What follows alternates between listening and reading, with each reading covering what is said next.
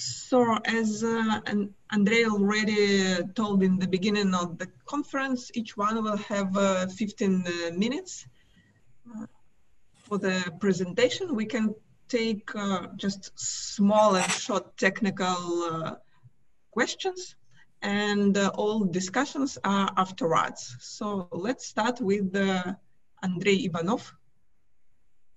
Yeah. Are you ready? Yeah, I'm ready. So I suggest you to switch on your presentation. Yeah.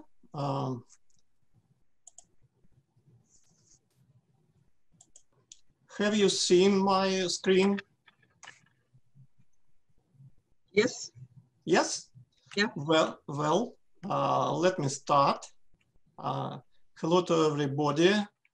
Thank you very much for inviting me to this workshop. Some years ago, we suggested two models of corruption based on the experience of Russian legislation and practice of public procurement. And the good models are that model that can be used for explanation of concrete issues of procurement. And here I will present you the case of procurement in which the introduced model from our point of view work not a bad. So I would like about agency typology of corruption models. So I have to start from the principal agent model origin, but I tell you about it the specific way. Let's assume that there are some alternatives of the principal and agent, and on this set of alternatives, the preference relation of each actor is defined. The problem it's convenient for me to set the problem following way. The agent is bona fide if his preference relation not different from the principal ones. Let's look at the typical typology of corruption model suggested by Arvid Jain up to 20 years ago. He told that all corruption model can be represented as switched in between two corruption models: bureaucratic corruption, when we consider the agent as malified, and grant of vertical corruption, when malified is a principle. The problem with this typology is that, for example, that it's not clear where we can place, for example, efficient corruption then malified both actors of principal agent model. We slightly transform the principal agent model for public sector needs. Consider the principal as a specific agent that hired by the society, and denote the society as a basic principle. There are two dramatis personae in this model. And in this case, we can introduce the malified principle and malified agent. This result has been published have been published in some papers. And I would like to draw your attention to the main problem of this approach, how we can identify bona fides of principal and agent. We can extract the principal preference relation from the regulation equation. But then we have a basic principle. We have to use a deductive approach, setting up the assumption, and on the basis of that assumption, modeling these preferences. Or something, it's very simply to understand that principle is modified, then the legislation is absolutely contradict to the common knowledge on public procurement. And agent preferences we can extract from the behavior of agent in the concrete purchasing. Well, if we combine different assumptions about bona fides of principal and agent, we can have 5 different models. Among them, 2 models are the mainstream of corruption research. It's bureaucratic corruption and efficient corruption. And 2 or 3 new model, totalitarian corruption and quasi-corruption. It's not absolutely a new thing. You can see the most popular place from famous book of Huntington, Changing Political Order and Changing Societies, which actually told us that efficient corruption is better than totalitarian corruption. Here, I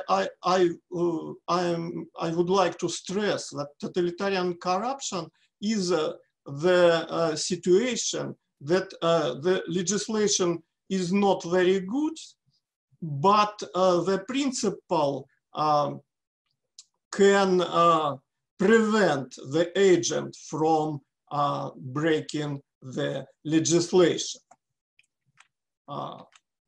We attract the content of Journal of Public Procurement for last 2 years to present the models which are discussing in this journal. There are some reasons to select of Journal of Public Procurement.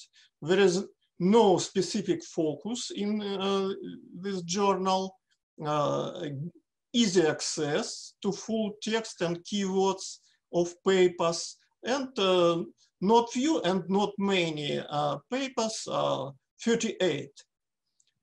Conditionally, we identified a different model in the different number of papers. Let's start from a corruption-free model. What does it mean? In these papers, in the keyword,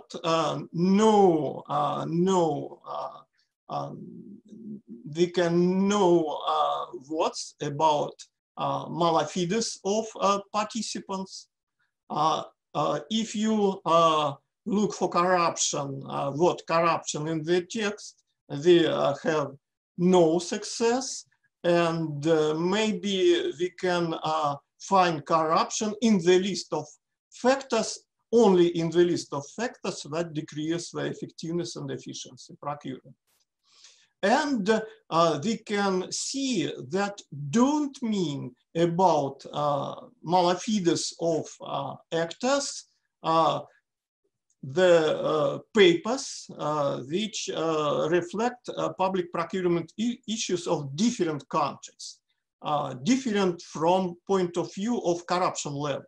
You can see Finland, Norway, Tanzania, Uganda, Nigeria, and so on. Here you can see the paper which examine the bureaucratic corruption and efficient corruption for 2 years. There are seven papers. And here you can see only two papers which applying or discussing the model of totalitarian and quasi-corruption. It's the paper of Michal. I know he's taken part in our workshop, and the paper of Rustriani. The paper of Michal discuss different corruption model. For example, bureaucratic corruption, and by the way, it reference to paper of Uri, and here you can see they wrote about the totalitarian corruption and quasi-corruption, as well the work of Rustriani. Here you can see the classical totalitarian corruption situation. Procurement official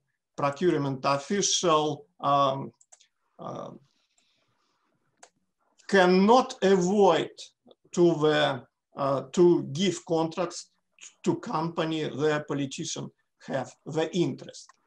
And here you can see the total environment, high pressure on government, and they use very strong tools of regulation of public procurement. And in Russia, they have a great dominance of low price criteria about Uri tell us in the first presentation. And here you can, next, they have a strong regulation aimed at the combating corruption and strong enforcement policy. Here you can see the some variation of Model Law Article 27. You can see that in Russia there are a lot of price auctions in number and in volume, and we have a great interest to the contracts below the price threshold, which for which procurement was used and price auction. There is a region of research, the proposal of our public procurement law, in which you can see price threshold and quality threshold. If you achieve the quantity threshold, you can use single source procurement. And we have seen that a very lot of auction were provided on the only small money value. And our hypothesis was that public buyers apply price auction for small contracts, since they must do it when they achieved the quantity threshold. I'm sorry to disturb you. It is around 2 minutes left for your presentation. Well, if you give me 4, I will be happy. Леночка.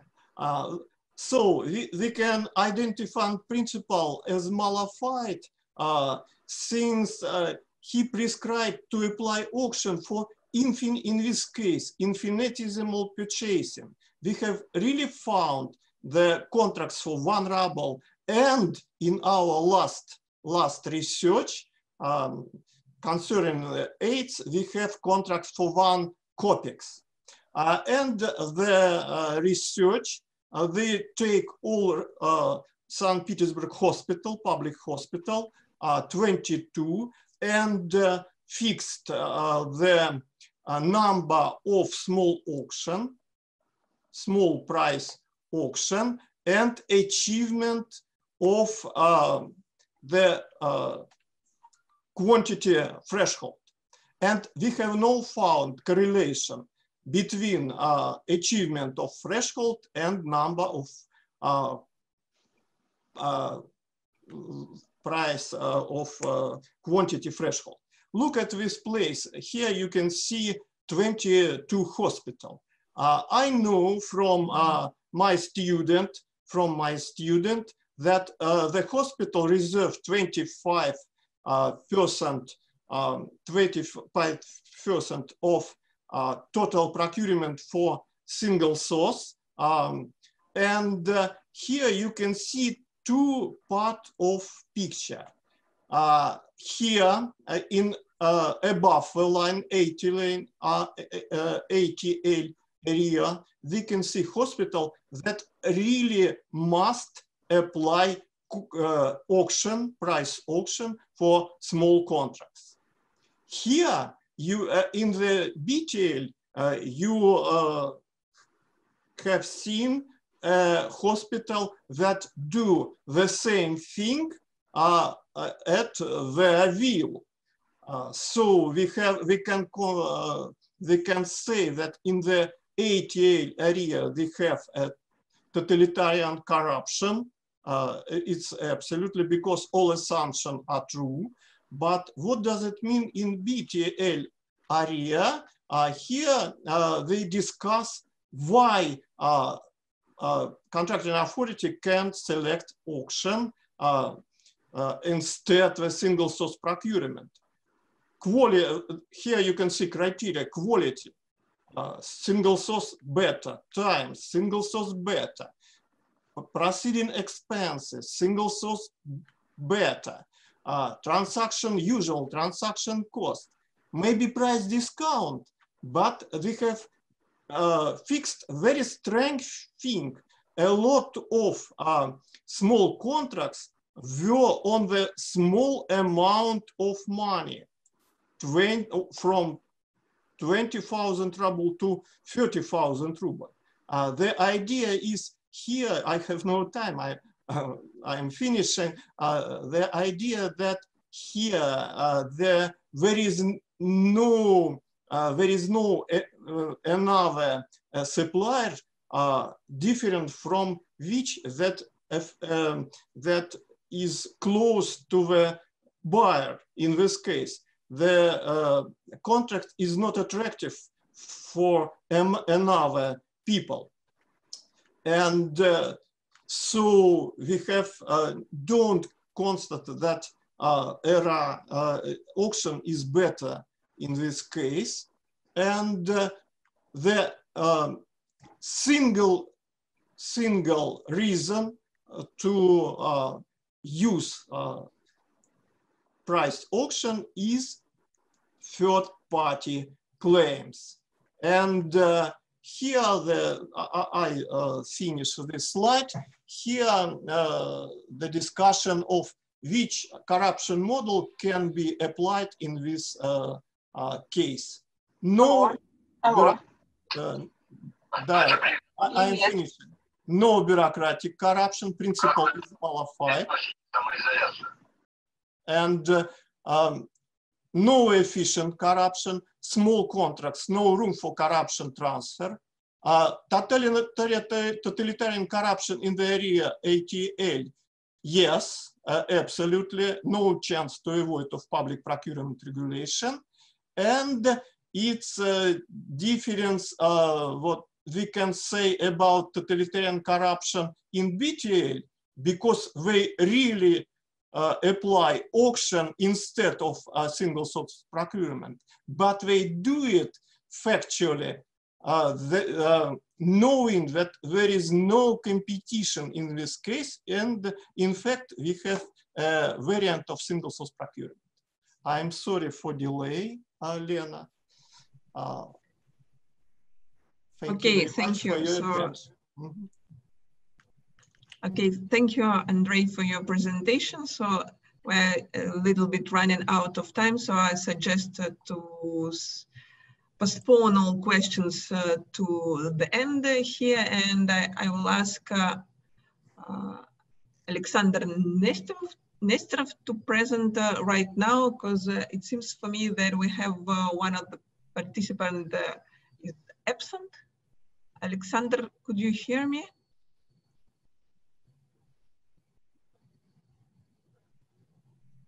Yes, I can hear you. So could you present right now? Yes, I can. Can you stop sharing the screen so that I can share my screen? It's not my screen. You could do this. Okay. Now I can. No, I still cannot. So who's sharing the screen? Andrei, this must be you. Yes, thank you. Yeah. Now it's fine. So just a second.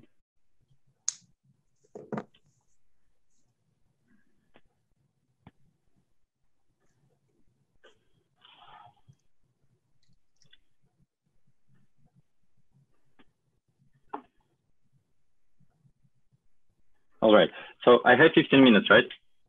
Yeah, 15 minutes. And I kindly ask others to switch off their mics. Yes, so this is not going to be easy because I prepared too much, but I will present it on a very abstract level, and please ask me questions afterwards if something is unclear. So this is a joint paper with my co-author, a PhD student, Dmitry Ivanov. I think he might be among the participants in the moment. So we are looking for a corruption scheme called bid leakage in Russian procurement. So what is bid leakage? Bid leakage is when an auctioneer is informing a favored participant, a favored bidder, about the bids of others. That gives this bidder an advantage as to how to respond. So, and our question is, how many auctions in Russia are actually affected by bid leakage? And by auction, I will mean a particular procedure. So here's an example of this procedure. Imagine that the auction is announced, and then few bids arrive, and then the favored participant learns about these bids, and his best response is to just lower the undercut the lowest bid and then win. So this optimal behavior of the favored participant is the key of our identification. Bid leakage leaves traces if the favored participant responds optimally. So these corrupt bidders, we'll call them corrupt bidders, will prefer to bid last, to bid close to deadline, so that they are sure that they are last to bid, and they will win by small margin, because this is the way they leave the least money on the table. And simply speaking, we make an algorithm automatically search for these traces in the data. And the result is we find around 9% of auctions are affected by bid leakage. Okay, so a few words on the background. You're much more experienced in Russian procurement system than I am. So what we do, we study a request for quotations, запросы котировок. These are very small and very frequent procedures because they're simplest to run. Announcements are all in the same online database and easy to look for. And the format is just the first price field bid auction. So the bids arrive within around a week or more. and they are revealed only after the deadline, and then the smallest bid wins. Okay. So the literature on manipulations and auctions is large, but there is only one very related paper that actually inspired our work. That's the paper by Pavel and his co-authors. And I will talk about it a bit later. Well, and we also contribute to the literature when we search for corruption automatically using just very rich data. And the only available literature in the moment is the one that uses labeled data. So imagine that some of these corruption schemes were actually reported or caught, and then you could use this labeled data, so where the corruption is clearly present, to predict what other cases were also corrupt. Now, this is not the information we have, and that's how we are different from this literature. We use unlabeled data. We don't know actually where corruption did take place. This that's unfortunate, but this also makes the challenge harder. And there is also large unrelated literature on collusion, and this the largest literature that exists on these schemes in auctions. Okay, shortly about the data. The data time span is from 2014 to 2018, when we started the last phase of the project. It is publicly available.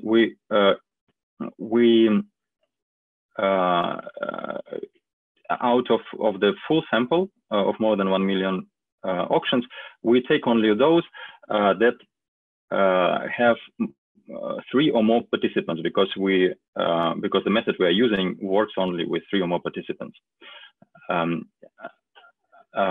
we are left with 270,000 auctions. Okay, so this is just to give you an idea. This is some descriptive statistics of the data set. I want just to show that the variation in the data is very high. So these auctions do look very, very different. So let's see with simple preliminary analysis whether these patterns that I presented in the beginning, they exist. So first, let's see how late do different bidders bid. So this is time until deadline in minutes. 1 bar is approximately exactly one hour, and this is the number of auctions that fall into this bar. And we see that the winner bids closer to the deadline. So this is time left until the deadline. Okay. Now this is the probability of bidding last in our data set for auctions with 4 or more participants, and we see that the first place, the winner, is 5% more likely to be the last. Now, when we decompose this for all auctions with different number of participants, we see that this 5% is difference is approximately everywhere. So this is the fair probability of winning, and this is the observed probability of winning, and difference is approximately 5%. Okay, now let's see the bid margin. What is bid margin? Bid margin is the difference from your bid and the next highest bid. So who is your next competitor, your runner-up? Now, again, we see the traces of this pattern. So what we see about the what is here is the bid margin in percentage of reserve. So this is 10% of the reserve price. We see that the winners, the red ones, they win either by very small margin, less than 1% of the reserve price, or they win with large margin, 10% or more. Okay, and they tend to be less likely to win with this intermediate margin. Okay, and so this is what we expected, and also this is what we expect for fair auctions, not affected by bid leakage, that winners actually drop price a lot, and this is what we expect for bid leakage. Now let me restrict the sample to those where the winner is bidding last. And now the picture changes dramatically. So let me switch back and forth so that you see it. Now this part is much more telling. So winners are extremely more likely to win with these very small margins, and this pattern disappears. Okay, so now we want to put all these observations together in a systematic framework and to estimate the share of bit leakage. Okay, so let me first present you the methodology of Pavel and others. What they do, they use timing as the main identification characteristics. So in the paper that we based our results on, I know that Pavel moved forward from this version, but it's not yet publicly available. So they assume independence, that timing is independent of bit in a fair world. So in a fair world, if you know the timing of the bit, it doesn't tell you anything about the bit, and it doesn't tell you whether this bidder wins or loses. And then they interpret the excess probability of winning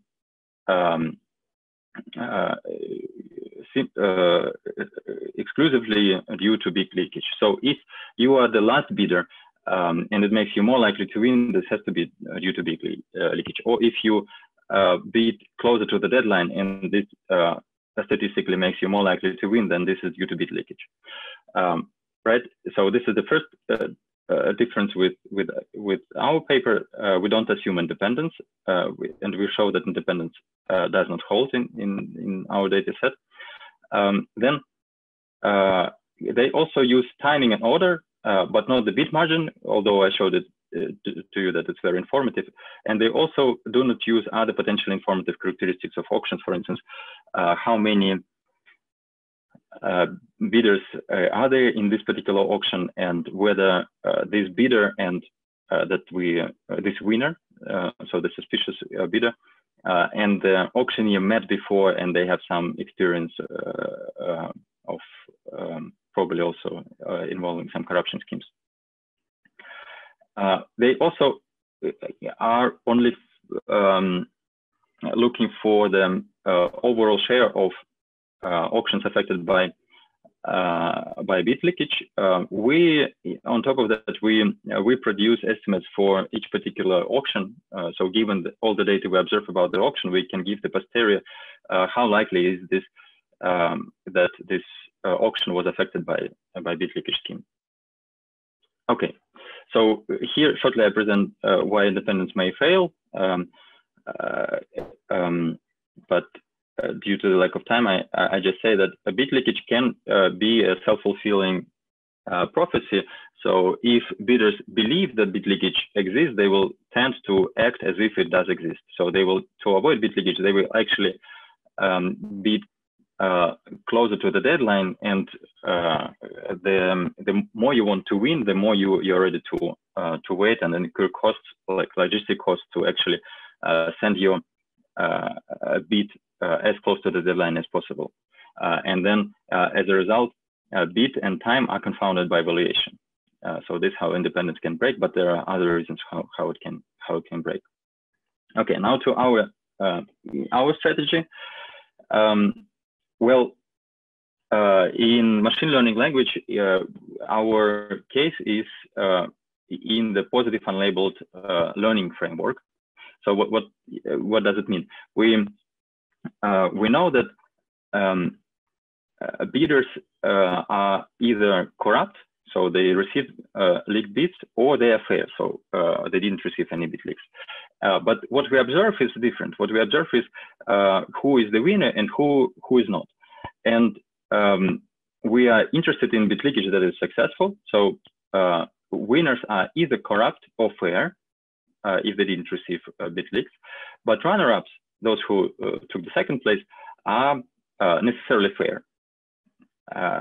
So and we, using machine learning techniques, we have to be able to distinguish this in this unlabeled set of winners, who looks like the runner-ups, so who are supposedly fair, and who look very different. So then they have to be corrupt. Okay. So short reminder, you're starting running out of time. 5 more minutes, no more. Okay, 5 is good. Now the procedure has 2 stages.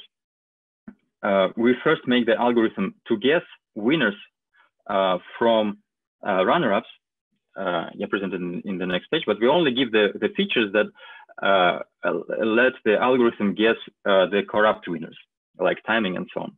And then the second is the statistical part that we transform these predictions into bit leakage probability. And we know that we receive biased estimates, and we have to unbias them using placebo. So this is the first stage, classification. What we do, we delete all bidders except for the winners and the second place runner-ups, and we put them in one set. And then with neural network or decision trees, we make the algorithm guess who is the winner and who is the runner-up, with only having this information. So whether this bidder bid last, whether this bidder met the auctioneer before. So that's how we use a number of participants in the auction.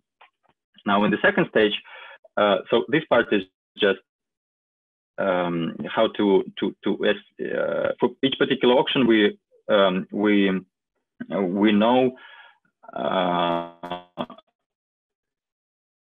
how likely is this that the classifier guessed the winner. So if with the data available to the classifier he gets the winner better, then it is more suspicious. But then we need to know the prior probability of bit leakage in our data set, and we don't. So we need to estimate simultaneously this prior probability, so the share of corrupted auctions, and posteriors for each particular auction. So that's what we do. And then also we debias, as I told you, actually the classifier can guess the fair winner from the runner-up. And to correct for that, we run a placebo. When we delete the winners, we only leave the second place and the third places, and do the same task again. So the second and the third are fair, and then whatever the classifier can guess here, we correct for it in the main part. Okay, so now empirical results. The first is the overall proportion. This is with 2 techniques, neural networks and decision trees. It's around 9%, and placebo second and third places, that's close to 0, still slightly significant, but close to 0, and just empirical results now. So how does, I told you that for each particular auction we estimate the posterior probability. So how likely is it that it was affected by bit leakage? And then we see how this probability depends on the reserve price, number of participants, the year, price fall from the reserve price, bid margin of the winner, and minus from bid to deadline. So these are pretty intuitive, except maybe for that one. Then this number 6 that Yuri, I think, mentioned earlier, it shows up also here. So with 6 participants, you have the lowest probability of bit leakage. Okay, now this is how we plot this data on the map. So for each region, we report the average bit leakage probability, and so we see 2 capitals, we see the North Caucasus region, we see also some other autonomous, national autonomous, and so on. And the final slide is to validate this method, ideally we would need to have this label set, when we have the reported cases that actually did have bit leakage. Now, when we tried to use proxy for it, so we looked for the appeals when participants complain to some of the regulators about the corruption, and the intersection with of these appeals with our data set was very small. Up to 10 auctioneers were actually reported, complained about that we had in our data set. So as I told you, these auctions are very small, and it doesn't pay off to complain even if you face any corruption scheme. So this we couldn't use, and I'm looking for better ideas than that. But we also provide two internal tests. So one is we check how well our classifier can tell second places from third and third from fourth, and we see that these estimates are very close. So this is how accurately in two measures the classifier could do it, and we see that it still can do it. So this is different from 0.5. So that means independence fails, but our assumption does not fail.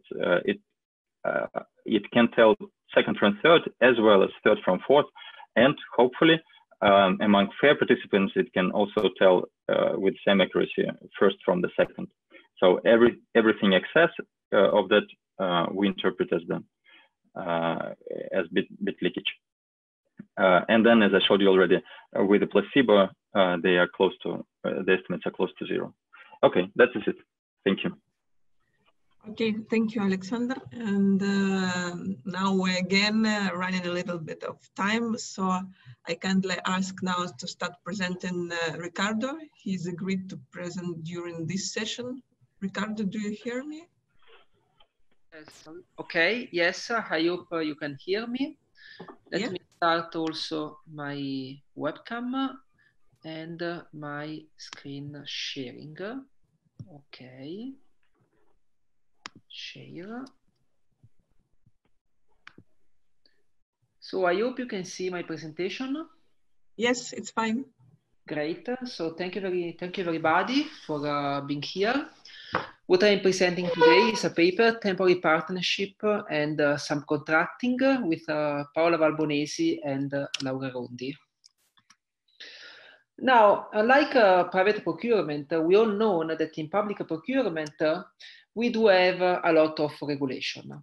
And the effect of regulation is that they constrain the choice of the firm involved.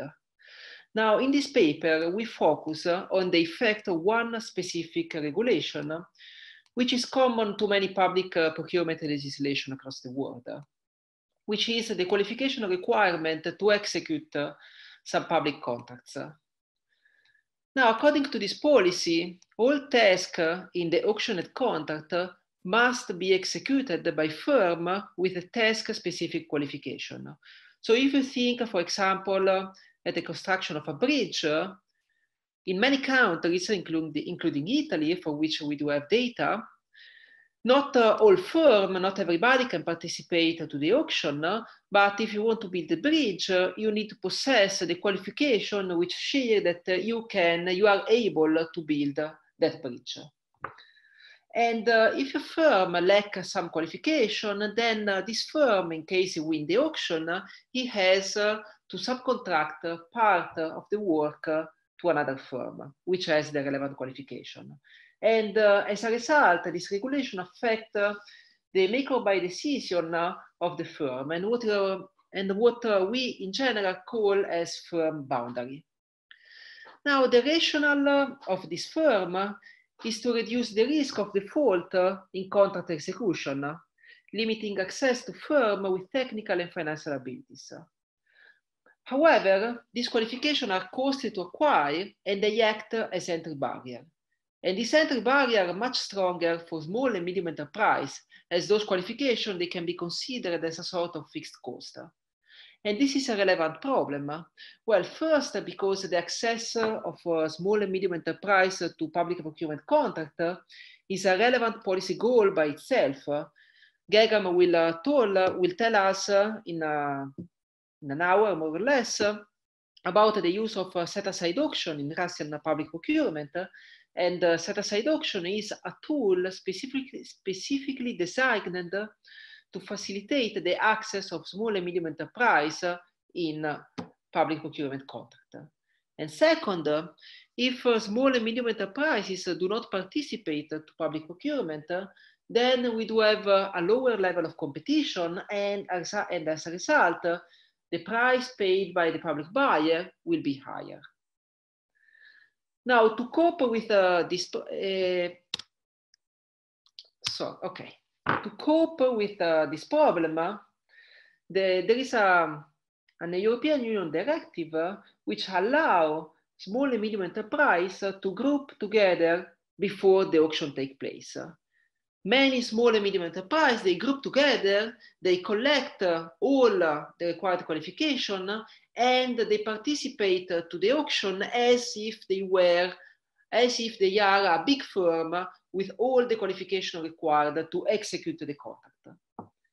Now, an important characteristic of the temporary partnership is that they are temporary, in the sense that temporary partnerships are created only for the purpose of participating in the auction and executing the contract, and they are dissolved afterward.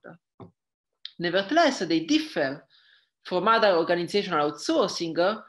Most of all, they differ from the traditional subcontracting, in which a single firm participates to the auction and subcontract afterward, after the auction took place. Now, the goal of this paper is first to compare the bid and the bidding behavior by temporary partnership and by other organizational form. And we do so using a setting, in particular an awarding mechanism, which I'm going to describe in a moment, which has a particular characteristic such that the bid is independent, at least from a theoretical point of view, from the firm cost.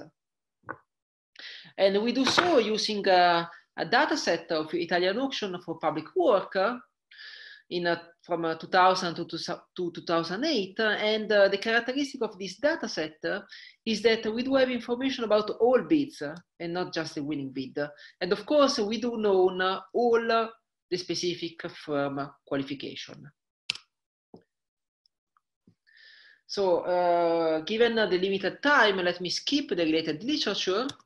And let's start with the institutional setting. And now I will describe more in detail how does the public procurement work and the qualification requirement are in the specific setting for which we do have data, which is for the Italian public procurement for work. Now let's start with the demand side. So for each tender, consider for example building a road in a new residential area, there is a public buyer which is specifying the tender the primary qualification task required, which is road work in this case, and other secondary task qualification, like water work and sewage work in this simple example. And then there is a price. So for this public procurement contract, the public buyer will say, look, you must be able to build a road, you must be able to do some water work, and you must be able to do some sewage work. I'm willing to pay at most a given price, which is the reserve price. There are two different legal requirements to enter this contract for firm. So if a firm wants to enter the awarding phase, that is, if a firm wants to bid in the auction, the firm must possess the qualification just in the primary task, road work in this case. However, if the firm result the winner in the auction and has the contract awarded, then this firm must possess the qualification in all the tasks, primary and secondary.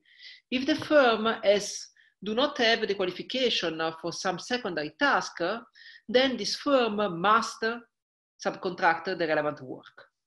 So there is no choice. The firm has to subcontract the work to another firm which possesses the qualification required. And qualifications are costly to acquire. Firm has to purchase the qualification from third-party companies. let's move to the offer side. So in the supply side, we do have basically three different types of firm. So first of all, a big firm, which have all the qualification required. Then we do have a small firm, which do not have all the qualification required. Differently from the former, this firm has to subcontract part of the work. And then we do have the temporary partnership. Temporary partnership, as I described before, are a group of small firms which group together before the auction takes place in order to collect all the qualification required to execute the contract. And finally, let me describe the particular awarding mechanism we do have. Now, the short explanation for the average bid auction is a random selection mechanism to select the winner.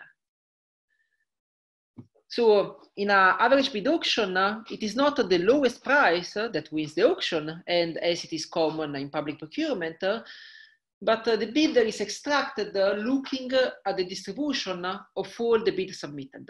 It is a sort of, the bidder is the closest to a sort of average of all the bids submitted. If you want me to be more detailed, the two different averages are built, removing some bid according to a specific rule, and the bid which is closest but above this second average as the contract awarded. Now, for what related to this paper, just consider that this is a sort of selection mechanism which is completely independent from firm cost. In fact, really there is no time to tell you why, but in fact, just believe me, according to the Nash equilibrium, all firms should simply submit a bid which is equal to the reserve price with no rebate.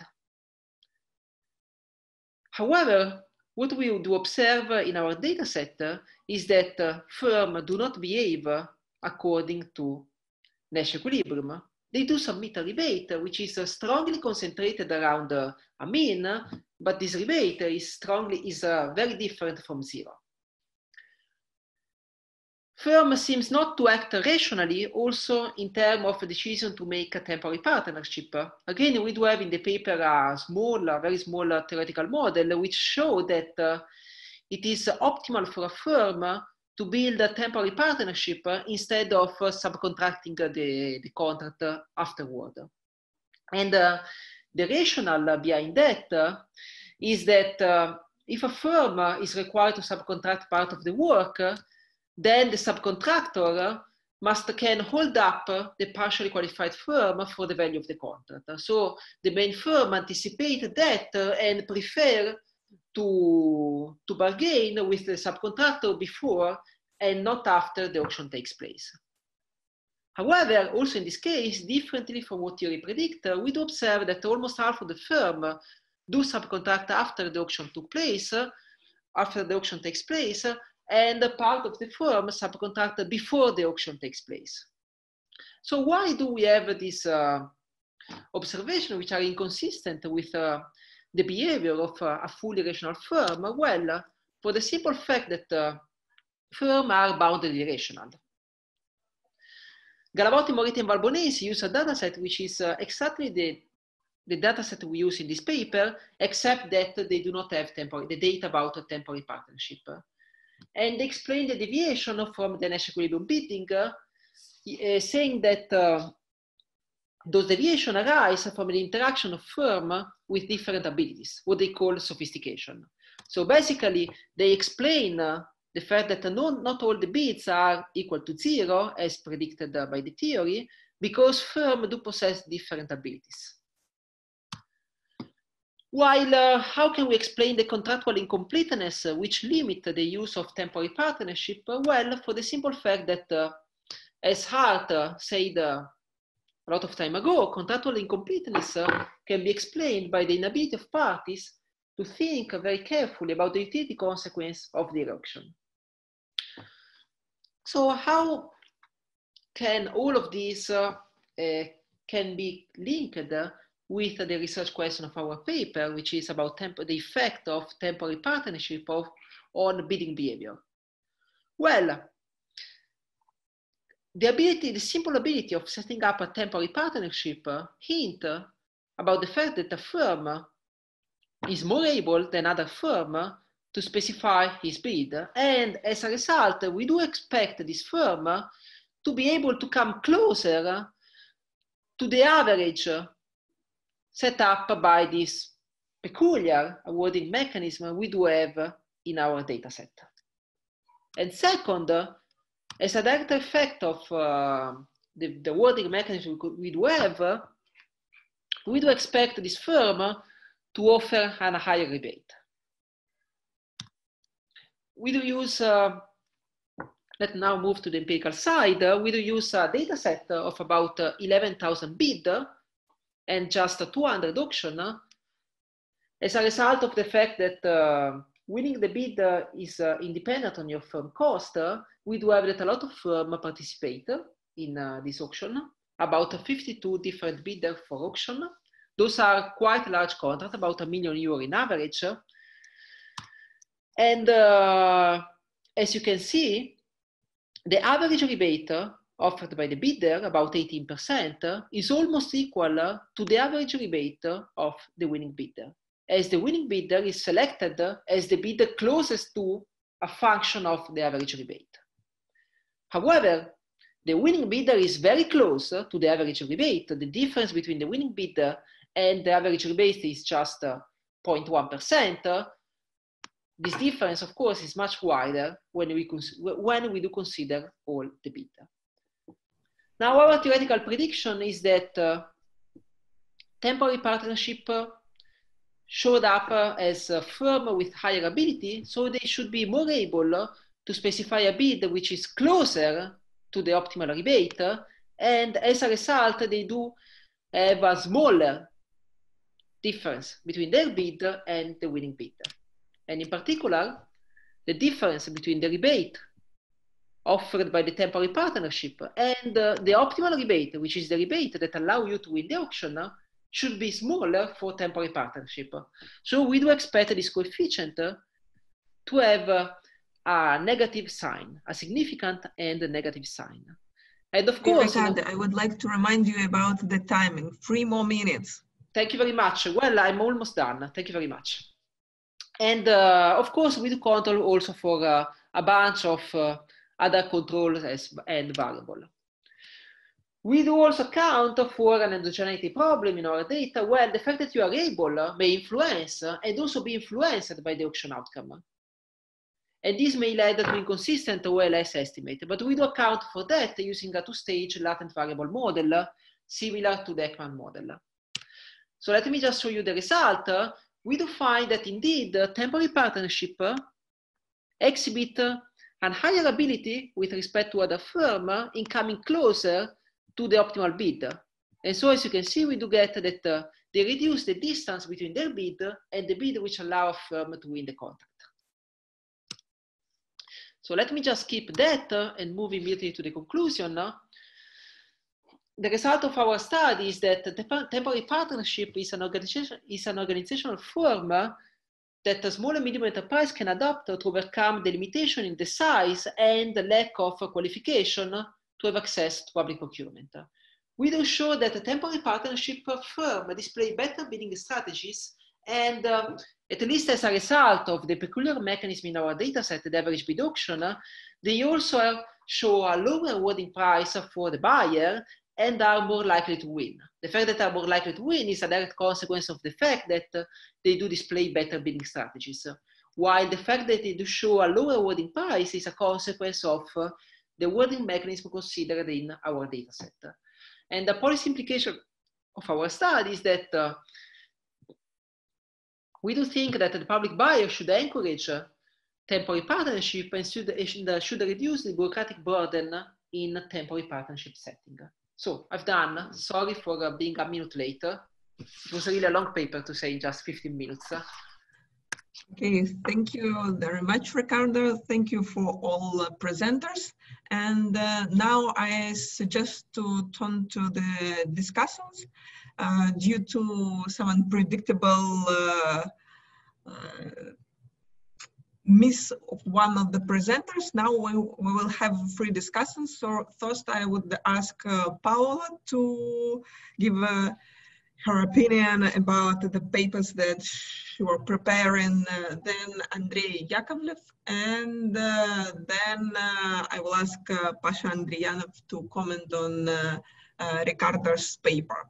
Hope it's fine for you. So now, yes. Paola, are you with us? Yes, yes, I'm here.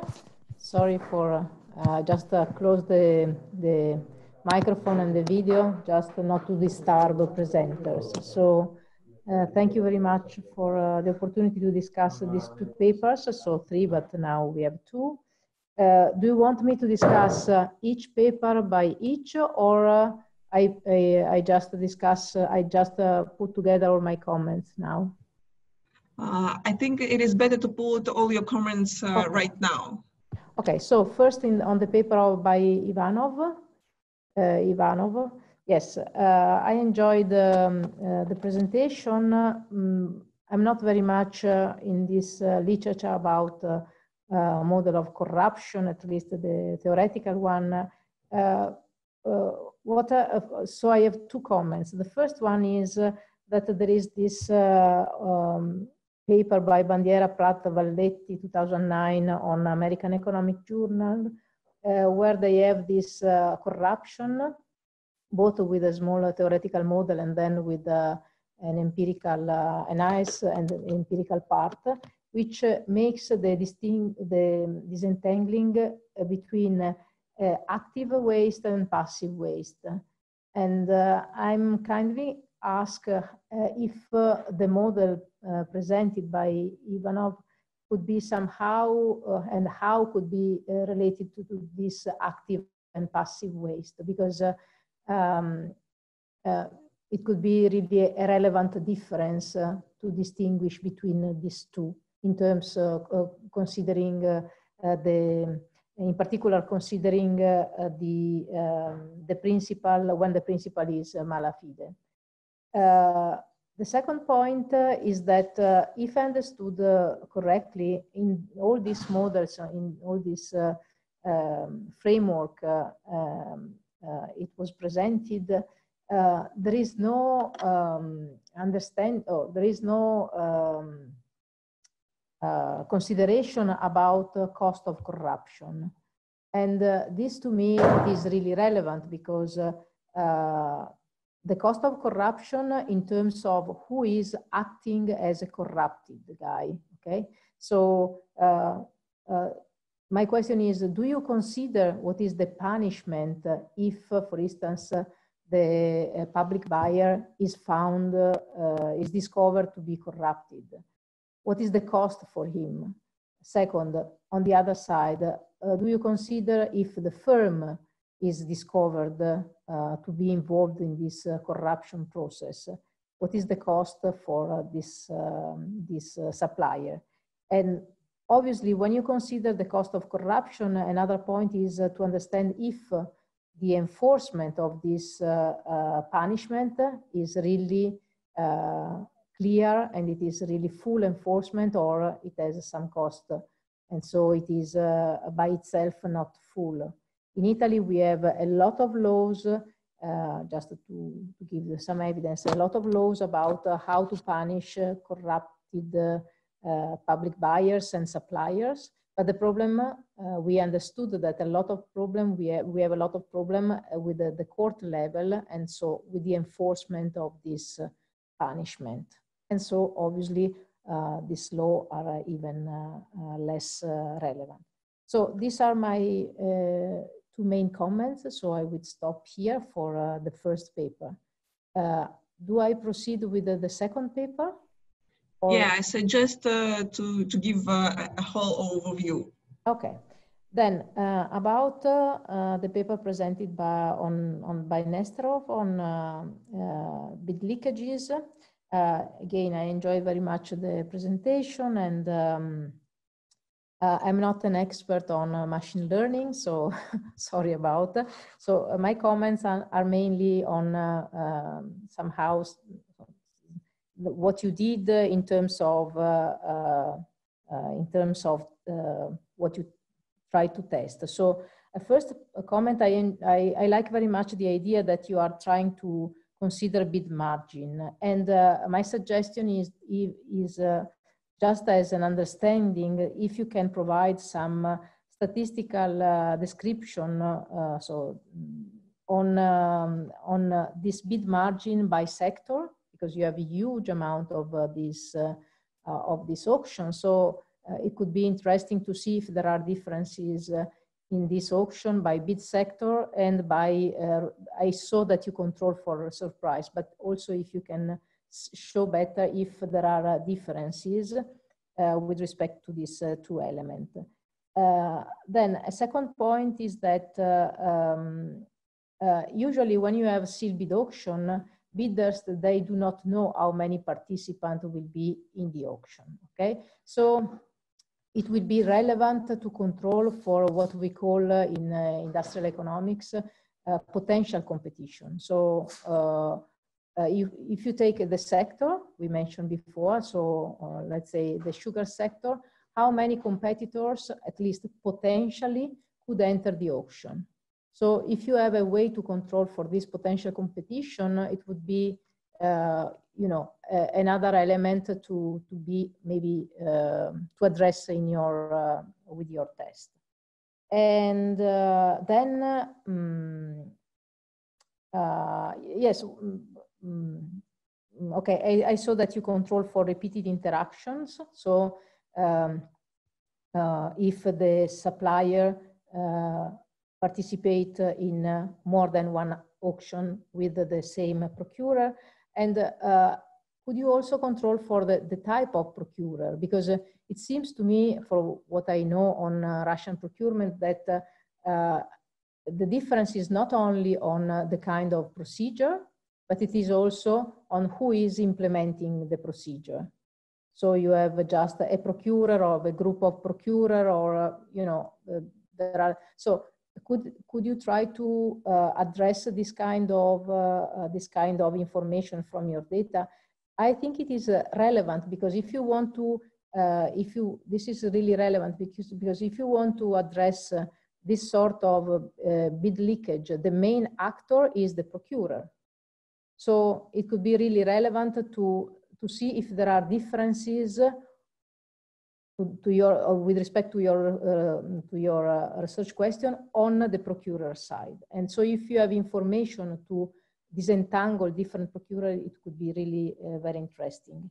And finally, my last comment is that maybe you can think to present all this research you did, thinking like a sort of test that each regulator at the procurer, in the public procurement, could use just to check if there are some you know, bad things working on. So you can really present also in the paper your work as a sort of test for regulator in the procurement, in public procurement. And I think I stop here. Thank you very much. Mm-hmm. Okay, thank you, Paola. I suggest to have now comments by Andrei Yakovlev, then Pasha, and then some discussion. And I hope we will have a few minutes for the presenters to answer all this stuff. So Andrei, the floor is yours. Okay, yeah, thank you. No, first of all, thank you to both, to all three presenters, yeah, for very informative presentations. I would provide some comments on two first presentations, and probably it will be some kind of combined comment about both these presentations. First of all, I would provide some kind of reference to, in my opinion, quite important policy paper published in November or December of last year and prepared jointly by experts of Anti-Corruption Center of HSC and colleagues from one new think tank associated with Auditing Chamber of Russian Federation. And the main focus of this policy paper was about so-called procurements violating some formal rules. They analyzed a huge number of situations in practice and selected finally, as I remember, about 100 of such kind of typical cases with some kind of description of analysis and so on and so on and so on. Key idea of this policy paper is that under current situation in Russia, due to extremely complexity and also internal contradictions of regulation, very often even honest suppliers and procurers should violate some formal rules. But at the same time, these rules can be violated by corrupted participants. And therefore, from outsider point of view, and especially for regulating agencies, it's simply impossible to differentiate between this bona fide and mala fide behavior described by Andrei Ivanov. And I would stress in this context that, first of all, this question about basic incentives of participants of procurement process is extremely important. It's fully true. And therefore, I like this model proposed by Andrei Ivanov. But at the same time, in my opinion, it would be useful in the case of your paper and your research to make some kind of extension of empirical part. Because from the description of your data, I could understand that you have quite rich data set about procurements of these hospitals in St. Petersburg. But in this case, for instance, you can see not only procurement procedures, yeah, but also some outcomes. And for instance, you can analyze execution of these contracts. It was in time or not. It was in full scale or not. It was some kind of sanctions and requests on the side of procurers at the end of or not. And also, at least for some goods, mostly simple goods, it's possible to analyze prices. No, for instance, we at HSC, at my institute, did these things with sugar and gasoline, but I suppose it's possible to do these things also for procurements made by hospitals. Especially, I remember one really quite good paper describing such things for hospitals in Argentina, I think in the 90s or in early 2000s. So in any case, in my opinion, you have some data which can provide some answers about incentives, because we can really provide some assessment only at the end, seeing some outcomes. Yeah. So concerning the paper presented by Alexander, my main concern is exactly about the definition of corruption. Because actually, in your explanation, any bid leakage is equal to corruption. But at the same time, you are talking about actually really very small deals.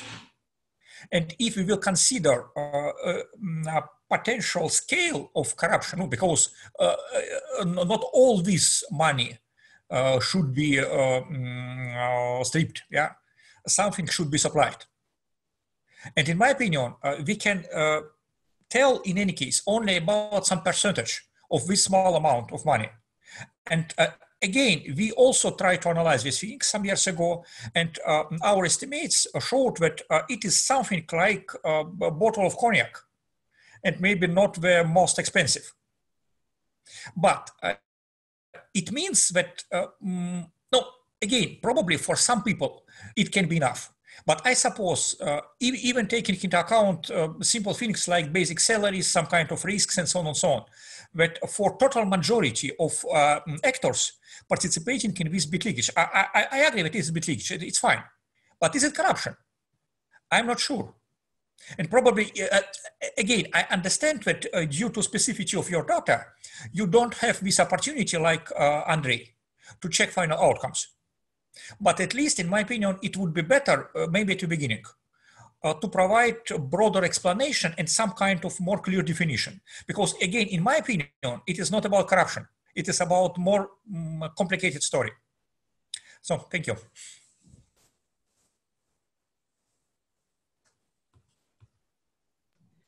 Thank you, Andrei. So, Pasha, are you ready to comment on Ricardo's paper? Yes, but I would also like to say a few words about the other presentations. Yeah, sure. Regarding the first presentation was a very nice overview of the taxonomy of different corruption models. And I think it raises an important question of which agent in the economy is the carrier of this corruption gene. Is it the procurer, or is it the firm, or is it just the head of the committee? I think it's a very important question to all of us, and we should all think about. I mean, it has a clear implication for our papers, right? Do you want to have auctioneer fixed effects, or do you want to have firm fixed effects, or is it like a virus that is transmitted every time the agents connect to each other, right? So now they're all in the corrupt auction, and all of the suppliers and the auctioneer, they're all corrupt and keep spreading it throughout the economy. So I think that's very interesting question that follows from this presentation. Then regarding the second presentation, I agree with Andrei that the amount of corruption, the amount of damages appear to be relatively small. But I think the question whether it is we can call it corruption or not, it's just a matter of definition. So if you want to call corruption big, large-scale kickbacks in the top levels of the government, then sure, yes, this doesn't seem like corruption at all. Or you might want to call corruption like everyday petty bribes between the small agents in the economy. So it just boils down to what you are willing to call corruption. Then let me finally get to the third presentation. I find this temporary partnership extremely fascinating, and I have several questions to how they actually work. So my first question is,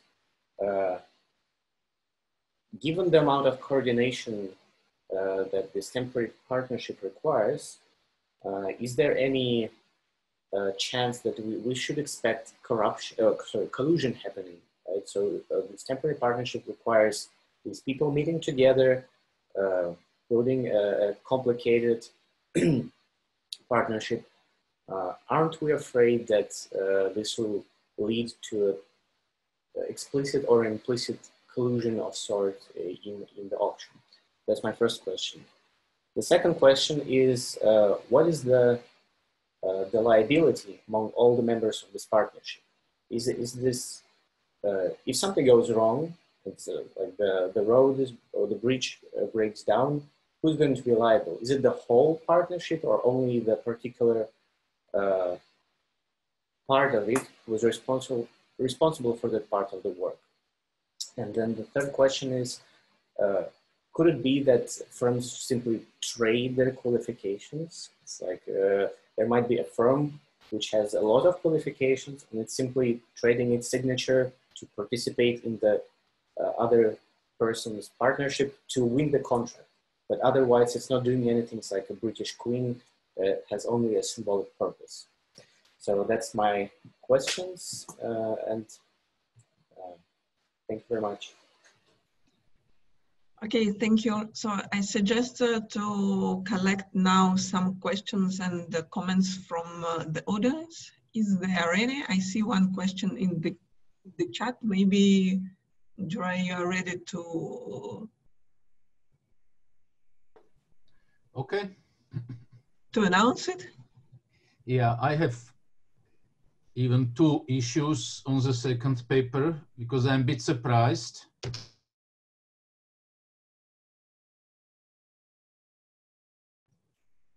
Sorry, please switch on your mic.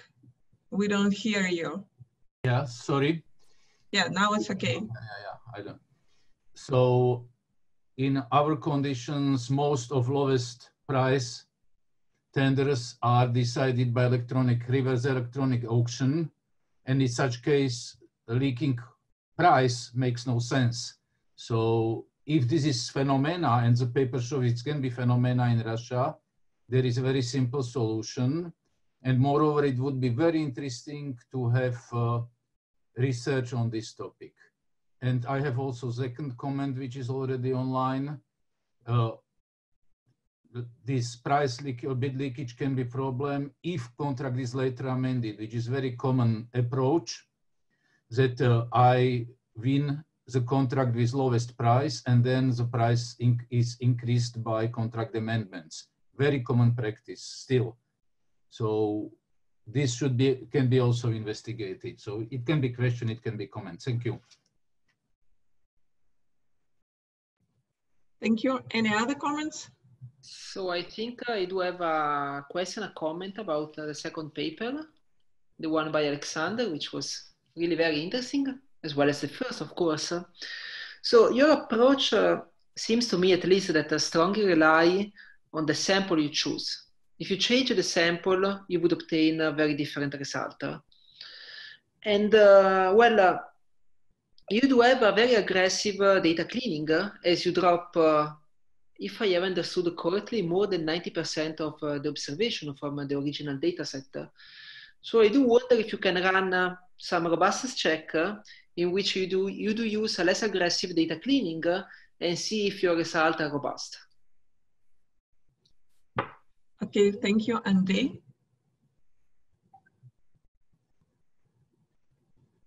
Hello, colleagues.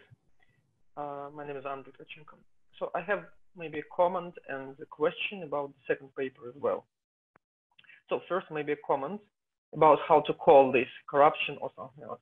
I think the favoritism is the best way to call it, because we cannot say about money, bribes, but this is obviously the favoritism. So it would be nice to have some evidence from media about this leakage. Because, for example, we know that there is electronic seal bid auctions right now. So there is no way to open envelopes and leak the bids. And as far as I remember, it starts from 2019. So how do they do this? Moreover, even when we had this envelope, physical envelope, as far as I remember, around from 2016, all the buyers should record by video the process of opening the envelopes. So in this case, again, how do they physically do this leakage? So I think you need like some evidence, physical evidence from media or somewhere else that this leakage exists. So next, and maybe this is about assumption of independence, which is a crucial difference from your paper and paper of Korovkin and Andrianov, Pavel. So you support the independence by the argument that if other bidders, as far as I understood this argument, if other bidders know about this leakage, they try to bid in the last minute, let's call it like this. But in this case, you should understand that if they know that there is a leakage, they change the behavior. Not only they bid in the last minute, they bid lower. So they know there might be a leakage, so they should try to overbid even those leakage bids. In this case, I might guess that they might bid like second price seal bid auction. So they might bid the true valuation. So in this case, it might be very tricky to argue that the strategic behavior does not change. Yes, so, and of course, the welfare estimation that Andrei Yakovlev proposed will be very, very useful, because we are talking about very small auctions, and you should show that still it is valuable enough, because if there is just too few money which might be given as bribe, maybe it's not so important for the policy implication. Thank you. Okay, thank you very much. I suggest to use the last 5 minutes in order to get short feedback on the comments from the presenters. So the first I will ask Andrei to react if you wish, of course. Thank you, Lina. I would like start from Andrew's comments. Let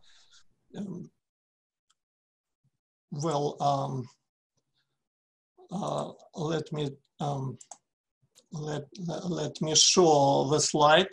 Have you seen slide?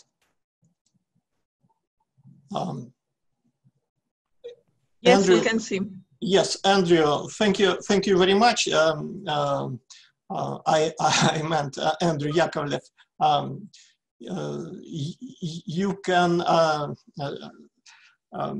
give me an interesting idea.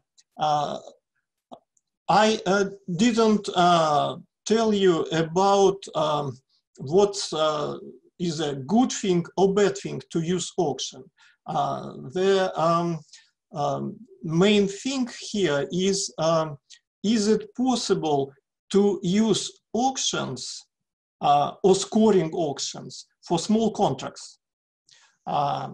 And here we can see in the area ATL, the hospital who has approached the quantity threshold, and they cannot use as single source procurement.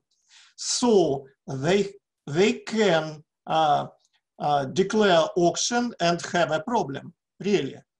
But the main part of hospital use auction at their will, and in this case they have only, usually they have for small contracts only affiliated with them participant. And I know from my students of program of healthcare management that they have no problem with the performance contracts in this case. This is small contracts, and here I am moving on answering to Paola. We have no corruption in the traditional form. Here the main thing is quality of regulation. The regulation may be efficient due to corruption. In this case, we have really such program. You have to attract punishment and and cost of organization for collusion and something same ways. But in other cases, we would like to use this model to improve the bad quality of regulation and regulation policy maybe, which is stem from more often of bounded rationality. It's my short answer.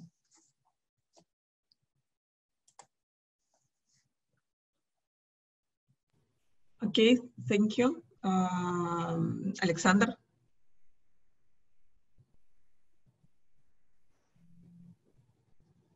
Right.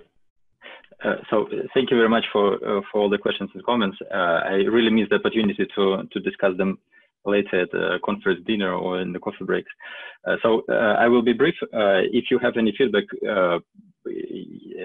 please, if you if you feel like it, write in the chat or something. I'm very curious about what you think. So to Paola, these are very good suggestions. One thing I didn't understand. So do you think we should include these additional characteristics in the classifier, so to make our estimates more precise, or we should just report how the classifier, what the classifier predicts for different types of sectors and for different types of types of procurers and so on. So in the input or in the output, this I didn't understand, but we will consider all of them. To Andrei and Pavel, with respect to the definition of corruption, yes, maybe, and also to Andrei Tkachenko, maybe favoritism is the proper wording. You see, this is a research paper. Our contribution is not that we recommend some policy change, right? So if we had the same procedure, maybe with higher stakes, and we could use the same technique, and it would work. So we still want to find it. We don't recommend to any policymaker to intervene based on our assessments. Right, we will provide some estimates how much was lost. I don't know yet how to do it, but Pavel in his paper has some ideas. To Yuri, yes, the procedure has been, and also to Andrei Tkachenko, the procedure has been made electronic, but it's not in our data set. That happened much later than when we stopped the empirical part. I'm not aware of any amendments possible in this in this sector, so I would need any practitioner to tell me. I just don't know. So to what I know, this is not possible. The contract is the contract. To Ricardo, the sample is yes, we are left with 22% of the population. The reason is that the majority of auctions has only 1 or 2 bidders. Previously, with a simpler method, we also included the 2 bidders, treating the reserve price as the 3rd bidder. But it is not as clean. We received the same estimate. So in the graphs you saw that would be the same, but it is not as clean. There is still some information spillage to the classifier, so it can tell the reserve price from the bidder, and therefore it is not as clean. So we need to treat it. We cannot treat perfectly the reserve price as the bidder. And to Andrei Tkachenko, there are anecdotes from the bidders, how they were undercut on multiple occasions by the same in the auctions organized by the same auctioneer, just by 100 rubles or so. But the auctions are so small that the media wouldn't look at it. I think so. I didn't find any media stories, but I found these anecdotes. Maybe we should also provide them. And then when you say that bidders anticipate bid leakage and therefore they behave differently, yes, that's what we model. That's what have in the game theory model. Yeah, their behavior changes, and this is another reason why there is why independence may fail. Yes, thank you. Okay, thank you, Alexander. And Ricardo, you also have 2-3 minutes to react. So thank you very much for the comment. So about collusion. So indeed, collusion can be a problem for average bid auction. So average bid auction determines the winner as a sort of average. So if you in a way can move the distribution, you can forecast what the average of this new distribution will be, and so you can increase your winning probability. So there is a paper by De Carolis and others which develop a test to detect collusion in average bid auction.